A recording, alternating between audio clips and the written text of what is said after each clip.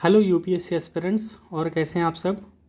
आज का हमारा काफ़ी इम्पोर्टेंट सेशन होने वाला है दोस्तों। आज हम लोग पढ़ेंगे इकोनॉमिक्स अर्थशास्त्र की कक्षा 9 की जो एनसीईआरटी है उसकी बात करने वाले हैं। और जैसा कि आपने थंबनेल में देखा होगा कि 30 मिनट में। दोस्तों, अगर मैं आपसे कहूँ कि प्लीज़ वेट करके जितनी देर का वीडियो है पूरा देखिए, आपको कुछ ना कुछ बेहतरीन मिलेगा, इतनी मैं उम्मीद करता हूँ। और प्लीज़ आपसे पहली रिक्वेस्ट ये होगी, पूरा वीडियो देखिएगा तभी कुछ फ़ायदा ले पाओगे यार, नहीं तो ऐसी ज़िंदगी चल रही है और चलती रहेगी, है ना। चलिए चलते हैं आगे, देखते हैं कि हम एनसीईआरटी का बेहतर यूज यूपीएससी में कैसे कर सकते हैं, है ना। और बहुत ही कम टाइम में, देखिए मैं मुश्किल से कोशिश करूँगा कि जब कम से कम समय में कंप्लीट हो जाए। ठीक है, तो चलिए शुरू करते हैं। देखिए, अर्थशास्त्र में जो कक्षा 9 की एनसीईआरटी है वो मेंस के इम्पोर्टेंस से थोड़ा ज़्यादा अच्छी है। और देखिए, इसका इम्पोर्टेंट बस एक है दोस्तों, कि इसमें की जो लैंग्वेज है ना, जो यूपीएससी डिमांड करती है लैंग्वेज की, वो हमें यहाँ से मिल जाएगा। देखिए, फैक्ट की बात करें तो काफ़ी पुराना फैक्ट होगा, क्योंकि 2016 के आसपास से के अपडेटेड है ये, तो वहाँ के अपडेट दिए होंगे, तो हमें वो नहीं पढ़ना बिल्कुल भी, है ना। वो हमें द हिंदू और इन सब चीज़ों से, जो भी करंट अफेयर्स की चीज़ें आप पढ़ते हैं वहाँ से आपको मिल जाएगी। लेकिन लैंग्वेज आप कहाँ से लाएंगे, जो बेसिक्स थोड़ा बहुत लिखना पड़ता है आपके 150 या 250 के शब्द में, वो कहाँ से लाएंगे, तो वो हमें इन एनसीईआरटी से मिलता है, जो हमारी बहुत सारी मदद करती है, जैसा कि आपने कई टॉपर्स के माध्यम से सुना होगा। तो उसी हिसाब से हम शुरू करते हैं। आइए देखिए देखिए एनसीईआरटी क्लास 9 जब ओपन करेंगे तो सबसे पहला अध्याय एक, कुल मिला के 4 चैप्टर हैं दोस्तों। पहले चैप्टर में पालमपुर एक गांव है, उसकी कहानी वहाँ पे बताई गई है। तो वहाँ पे दोस्तों एक बात कही गई है, उत्पादन का संगठन, मतलब जो उत्पादन है ना उसको कौन करता है, इसका क्या मतलब है। देखिए, यहाँ लिखा है वस्तुओं और सेवाओं के उत्पादन के लिए 4 चीज़ें आवश्यक हैं। पहला, भूमि, जैसे भूमि में क्या क्या आएगा, जल या वन उत्पाद, खनिज, ये सब चीज़ें। दूसरा है श्रम। तीसरी है भौतिक पूंजी। देखिए, भौतिक पूंजी 2 टाइप की होती है, अस्थाई और कार्यशील। अस्थाई पूंजी वो होती है जो हमारे पास जैसे बिजनेस स्टार्ट करने के लिए जो वो चीज़ें जो कई सालों तक चलती है, जैसे मशीनरी, है ना, फर्नीचर, ये अस्थाई पूंजी है। कार्यशील पूंजी वो होती है जो रोज़मर्रा के खर्चे में लगती है, जैसे मान लीजिए कच्चा माल आपको मंगाना है, लेबर को पेमेंट करनी है, तो ये कार्यशील पूंजी होगी। ठीक है। तथा चौथी है उद्यमशीलता, मतलब आपके अंदर करने का जो जिगर भी तो होना चाहिए। मान लीजिए मैंने आपको बिजनेस दिया, उत्पादन करना है आपको, लेकिन आपके पास उद्यमशीलता नहीं है, आपके पास मानव पूंजी नहीं है, काम को करने का तरीका नहीं पता है, तो भी आप फेल हो जाएंगे। तो देखिए, जब भी उत्पादन की बात करेगा और मान लीजिए आपसे कोई क्वेश्चन आया उत्पादन को लेके, तो वहाँ पे आप ये लिख सकते हैं। हो सकता है ऊपर की चीज़ें मत लिखिए, क्योंकि जो यूपीएससी के जो पेपर चेकर होते हैं यार, वो बिल्कुल समझते हैं कि जो है एग्जैक्टली हमें ये मतलब उनको पता है कि कितनी चीज़ें स्किप करनी है, तो आपको भी ये चीज़ें स्किप करनी है। आपको उनको बस ये बताना है की पॉइंट्स क्या हैं। आप लिखेंगे जो उत्पादन है उसमें 4 चीज़ें महत्वपूर्ण होती हैं। पहला भूमि, दूसरा श्रम, तीसरा भौतिक पूंजी और चौथा होती है उद्यमशीलता। ठीक है, या उद्यमशीलता की जगह आप मानव पूंजी लिख सकते हैं, जो भी लिख सकती है। ठीक, तो ये देखिए इतना छोटा सा फैक्ट हमारा एकदम क्लियर हो गया। दूसरा देखिए दोस्तों, लिखा है बहुविध फसल प्रणाली। अब ये क्या होती है बहुविध फसल प्रणाली। देखिए, उपज बढ़ाने की सामान्य प्रणाली है। अब मान लीजिए कहीं आपने कृषि पे कोई क्वेश्चन आया जहाँ पे आपको ये फैक्ट बताना है कि कृषि में उपज कैसे बढ़ाएं, तो आप इस प्रणाली का वहाँ पे यूज कर सकते हैं। ठीक है। पारंपरिक बीजों, जैसे हाई यील्ड बीज, हरित क्रांति से, तो पारंपरिक बीजों से हमने कहाँ पे लेकर आए, हाई यील्ड बीज की तरफ लेकर आए, है ना। तो ये क्यों आया, क्योंकि हमें क्या करना था, अपनी उत्पादकता को बढ़ानी है। तो उत्पादकता तो बढ़ानी है, तो हम क्या करेंगे, नंबर 1 बहुविधि फसल प्रणाली को अपनाएंगे।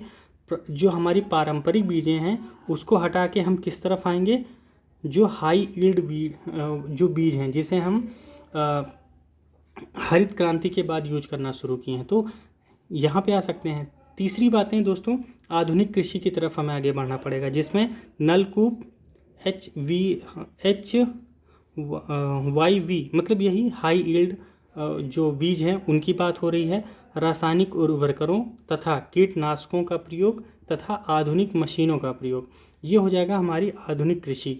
तो अगर आपसे कुछ पूछा जाए कि उत्पादन बढ़ाने के क्या क्या हो सकते हैं, कि कृषि में कैसे उत्पादन बढ़ाया जाए, तो ये 3 पॉइंट आप वहाँ पे लिख सकते हैं। ठीक है, उसके बाद भी कई पॉइंट हैं, लेकिन ये 3 पॉइंट हमें 9th एनसीईआरटी बता रही है, मैं ये बता रहा हूँ। देखिए फैक्ट की बात करें तो लिखा है देश में आज भी कुल कृषि का 40% से भी कम क्षेत्र में सिंचाई होती है, शेष मुख्यतः वर्षा पर निर्भर है। तो अब ये देखिए, ये इंपॉर्टेंट है क्योंकि अभी भी ये फैक्ट बना हुआ है कि 40% से कम क्षेत्र हैं जहाँ पे सिंचाई उपलब्ध है, शेष किस पे, मौसम पे निर्भर है। तो ये फैक्ट हमें मिल गया, तो हम क्या कर सकते हैं, अपने इंट्रो में ये शुरू कर सकते हैं या कंक्लूजन में ये चीज़ लिख के अपनी बातों को ख़त्म कर सकते हैं, है ना। इसलिए हमें ज़रूरत है इन सब चीज़ों की। तो ये आप कैसे यूज कर रहे हैं यार, इसका भी बहुत बड़ा प्रयोग है। ठीक है, अब आइए देखिए, यहाँ लिखा है वैज्ञानिक रिपोर्ट। यहाँ क्या लिखा है, आधुनिक कृषि ने प्राकृतिक संसाधनों का अतिदोहन किया है। आधुनिक कृषि ने, अब वैज्ञानिक रिपोर्ट आई है कि जो आधुनिक कृषि है उसकी वजह से क्या क्या हानियाँ हुई हैं, या जो आज के समय में हमने ऐसा क्या किया है कि हमारी जो उत्पादन क्षमता है वो कम हुई है। ठीक है, देखिए सबसे पहला, आधुनिक कृषि ने प्राकृतिक संसाधनों का अतिदोहन किया। दूसरा, हरित क्रांति, अत्यधिक उर्वरकों का प्रयोग हुआ जिससे मिट्टी की जो उर्वरता है वो कम हुई, है ना। तीसरा देखिए, नलकूपों से अधिक सिंचाई हुई, भौम जल का स्तर में कमी आई, पर्यावरणीय संसाधन कई वर्षों में बनते हैं, अगर संसाधन नष्ट हो जाए तो पुनर्जीवित करना बहुत कठिन होगा, कृषि का भावी विकास के लिए पर्यावरण की देखभाल आवश्यक है। देखिए ये पहला चैप्टर हमारा ख़त्म हुआ।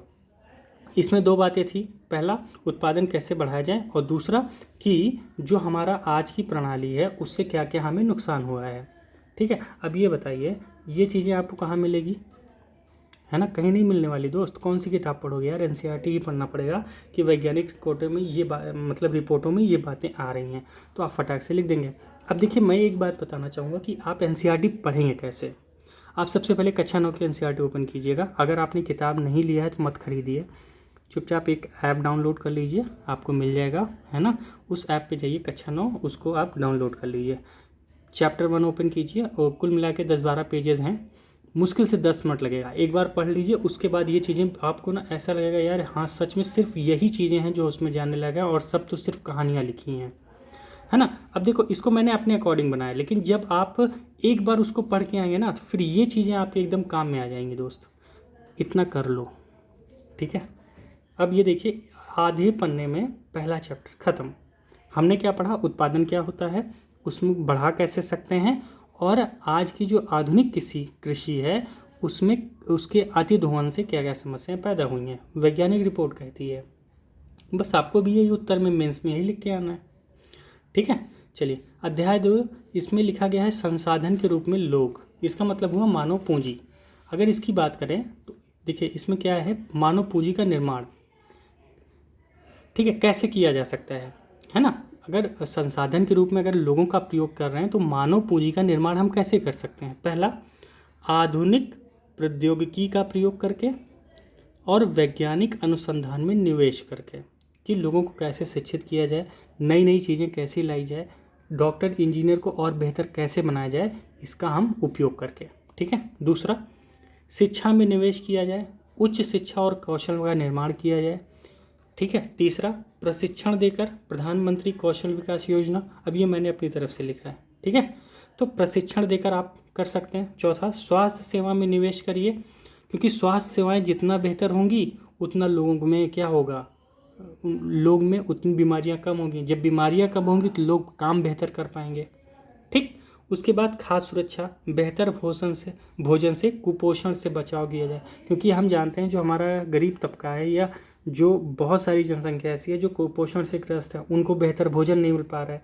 तो मानव पूंजी के निर्माण के लिए 4 पॉइंट आपको लिखने हैं, बस यही बातें लिख दीजिएगा, कितना बेहतर है ना। अब आपसे पूछा जाए मानव पूंजी के लाभ क्या हैं, तो 2 लाभ सबसे इम्पोर्टेंट, क्या, उत्पादकता हमारी उच्च हो जाएगी हर सेक्टर में। आप यहाँ तीनों सेक्टर के नाम लिख दीजिए, चाहे प्राथमिक हो, द्वितीयक हो, तृतीयक हो, आप लिख दीजिए। चौथा, अगर उत्पादकता तीनों सेक्टर में बढ़ेगी तो क्या होगा, जीडीपी में वृद्धि आएगी, उदाहरण जापान, क्योंकि जापान में मानव पूंजी बहुत है और ये जापान की बात वहाँ बताई गई है, इसीलिए मैंने वहाँ से लिया है ना। लगभग एक पेज में जापान के बारे में बताया, लेकिन मैंने सिर्फ जापान लिया क्योंकि मुझे पता है उससे ज़्यादा यूपीएससी में इंपॉर्टेंस है ही नहीं दोस्त। ठीक है, चलिए अगला क्या है, समाज देश में मानव पर संपत्ति का निर्माण। ठीक है, सीधी सी बात है, जो हमारा समाज है, जो हमारा देश है, वहाँ पे मानव संपत्ति का निर्माण होगा दोस्तों। अब देखिए 3 बातें, हमें बस इतना ही पढ़ना है। मानव संसाधन पे कोई क्वेश्चन आया, मानव पूंजी पे कोई क्वेश्चन आया, आपको यही 3 बातें लिखनी है। उच्च उत्पादकता देगा, जीडीपी में उसका बढ़ाव जापान में जैसे हुआ। उसके बाद समाज देश या मानव पर संपत्ति का निर्माण होगा। बस 3 बातें लिख दीजिए, काम खत्म।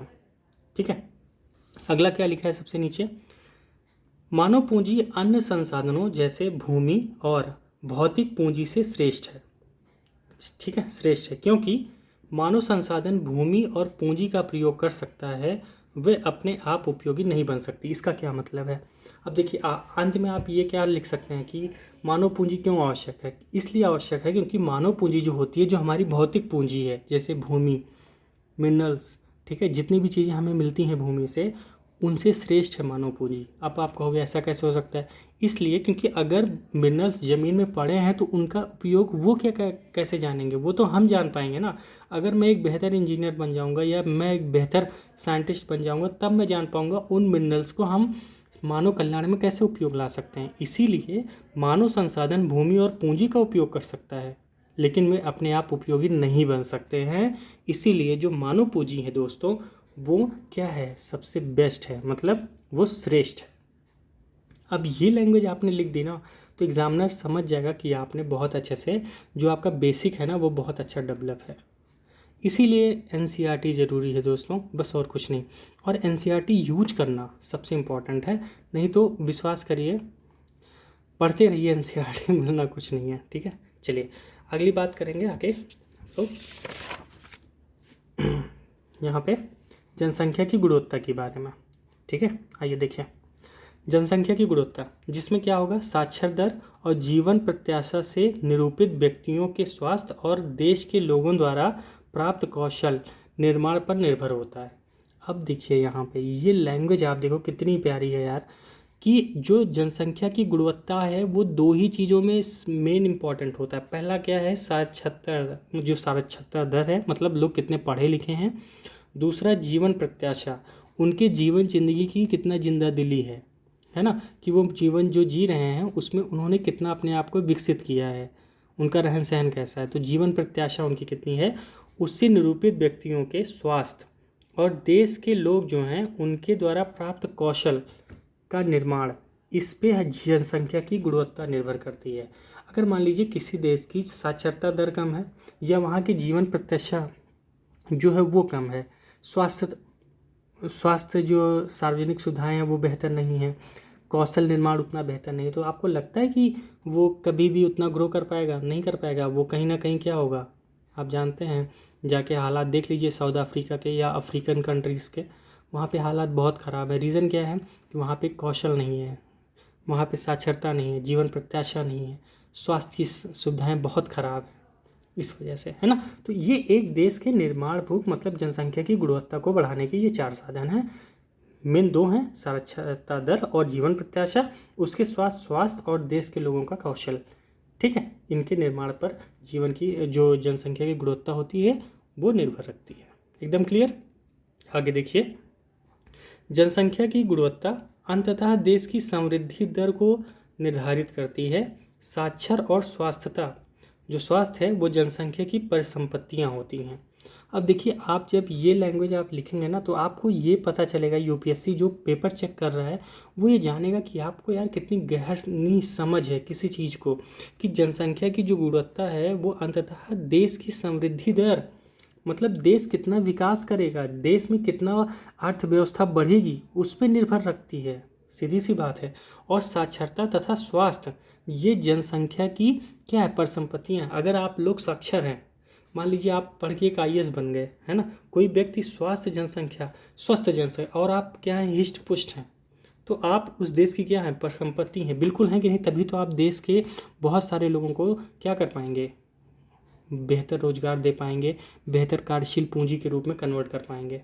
अगर खुद की आपकी मान लीजिए आप साक्षर तो हो गए लेकिन स्वास्थ्य आपका अच्छा नहीं रहता है, हमेशा समस्या होगी, आप काम नहीं कर पाएंगे, है ना। तो ये एक बेहतर जो है वो हमें रिजल्ट मिल सकता है।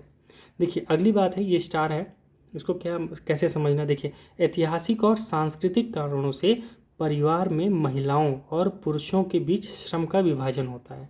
ये पॉइंट मुझे मिला कि यार देखो ये मैं कहाँ यूज कर सकता हूँ, सोसाइटी में, है ना। सोसाइटी में लिखूंगा जब भी महिलाओं की बात आएगी कि महिलाओं में जो है वो साक्षरता दर कम क्यों है ना, उनमें जो है स्वास्थ्य को लेकर समस्याएं क्यों रहती हैं, ठीक है, वो जो है श्रम में इतना भागीदार क्यों नहीं कर पा रही हैं, जीडीपी में उनका रोल क्यों कम क्यों है। तो मैं यही लिखूंगा कि भारत में ऐतिहासिक और सांस्कृतिक कारण ऐसे हैं कि परिवार में महिलाओं और पुरुषों के बीच श्रम का विभाजन है।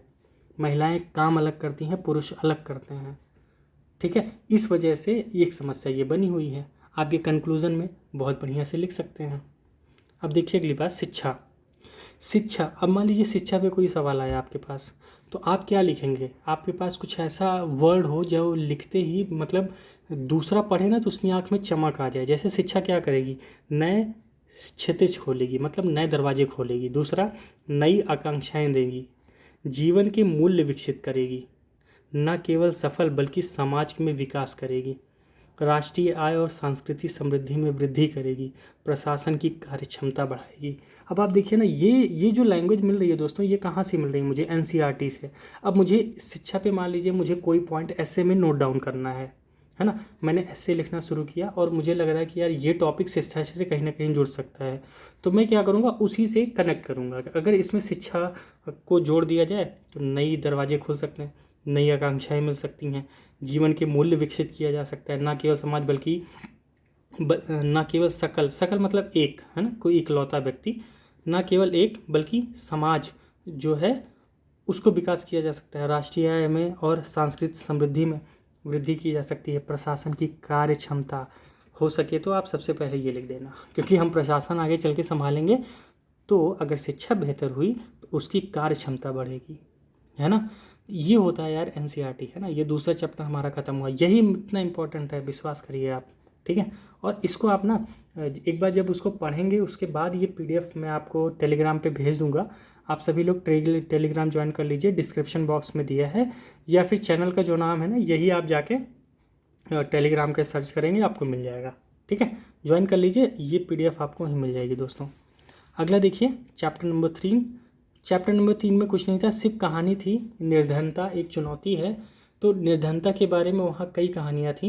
एक गांव है, गांव में कई परिवार हैं, तो उन परिवार में क्या क्या समस्याएं हैं, बस ये सब बातें थी। मतलब आपको एक बेसिक अंडरस्टैंडिंग देने के लिए कि क्या क्या समस्याएं आती हैं। तो चुनौती में जो मुझे लगा कि ये इंपॉर्टेंट है, तो वो है जैसे सबसे पहले भूमिहीनता, बेरोजगारी, परिवार का आकार, निरक्षरता, खराब स्वास्थ्य, कुपोषण, बाल श्रम बहुत ज़्यादा है, और असहायता मतलब असुरक्षा है। तो ये निर्धनता की चुनौतियां हैं। अब देखिए आपको क्या करना है, जब भी निर्धनता पे कोई क्वेश्चन आए या समाज के बारे में कोई क्वेश्चन आए, समाज में गरीबी क्यों बढ़ रही है, तो ये बातें आप लिख दीजिए कि भैया भूमिहीनता बहुत बढ़ रही है, क्योंकि परिवार इतना आकार बढ़ रहा है, इस वजह से भूमिहीनता बढ़ रही है, बेरोजगारी बढ़ेगी, सीधी सी बात है, जनसंख्या बढ़ रही है, निरक्षरता बढ़ रही है, क्योंकि परिवार के आकार होने की वजह से सभी बच्चों को सेम शिक्षा नहीं दी पा रही है, कुछ अच्छे हैं तो कुछ बहुत बुरे हैं। अब परिवार का आकार इतना बड़ा है, भूमिहीनता है, गरीबी है, बेरोजगारी है, निरक्षरता है, इस वजह से स्वास्थ्य हमेशा खराब रहेगा, क्योंकि कुपोषण की समस्या रहेगी, उनको समय पे खाना और अच्छी चीज़ें नहीं मिल पाएंगी, इस वजह से उनको बाल श्रम करना पड़ेगा। और जब बाल श्रम करना पड़ेगा तो क्या होगा, असुरक्षा की भावना हमेशा बनी रहेगी कि कहीं ना कहीं उनके साथ कुछ गलत किया जा सकता है। अब इस एक चीज़ से आप पूरा उत्तर, मैं कह रहा हूँ, बहुत बेहतरीन तरीके से लिख सकते हैं। कुछ अगर करंट अफेयर में मिल गया, ज़बरदस्त तड़का मार के लिख दो, क्वेश्चन खत्म। निर्धनता पे आपका मैं कह रहा हूँ क्वेश्चन ही खत्म है दोस्त, है ना। क्या पूछेगा यूपीएससी आप बताओ, है ना। चलिए आगे देखते हैं, खाद्य सुरक्षा। भारत में खाद्य सुरक्षा हम कैसे सुनिश्चित कर सकते हैं, या क्या क्या समस्याएं आ सकती हैं इसके बारे में, ठीक है। पहले सभी के लिए पर्याप्त खाद्य सुरक्षा उपलब्ध होना चाहिए, क्योंकि बहुत ज़रूरी है। सभी लोगों के पास स्वीकार्य गुणवत्ता के खाद्य पदार्थ खरीदने की क्षमता, ठीक है। तीसरा, खाद्य की उपलब्धता में कोई बाधा ना होना। अब इसके लिए हम एक काम कर सकते हैं, आप यूनाइटेड नेशन की जो बॉडी है ना उसको यहाँ कोट कर दीजिए, और कह दीजिए उसके अकॉर्डिंग। विश्वास करिए वो भी तो यही बताएंगे कि सबके लिए भाई पर्याप्त खाद्य उपलब्ध होना चाहिए, सबके पास स्वीकार्य गुणवत्ता का खाद्य खरीदने की क्षमता होनी चाहिए, तभी तो खाद्य सुरक्षा आएगी। अगर आज तुम्हारा चॉकलेट खाने का मन है, आज तुम्हारा बर्गर खाने का मन है, या आज तुम्हें कुछ ऐसी चीज़ खाने की ज़रूरत है, तब तुम्हारे पास पैसे नहीं है, तो तुम्हें लग रहा है कि तुम्हारी वहाँ स्वीकार्य गुणवत्ता पूर्ण हो पा रही है, या तुम्हारा कुछ ऐसा खाने का मन है यार जो तुम्हारे न्यूट्रिशन को बढ़ा दे, है ना। मान लो तुम्हें एक गिलास दूध चाहिए कि यार मैं इतनी पढ़ाई करता हूँ और मुझे चाहिए, अब कोई गरीब बच्चा नहीं पा रहा है, तो यार तुम्हें लग रहा है कि उसकी खाद्य सुरक्षा खतरे में है? बिल्कुल खतरे में है कि नहीं। आगे, खाद्य की उपलब्धता में कोई बाधा ना होना, बिल्कुल ये 3 बातें इंपॉर्टेंट है।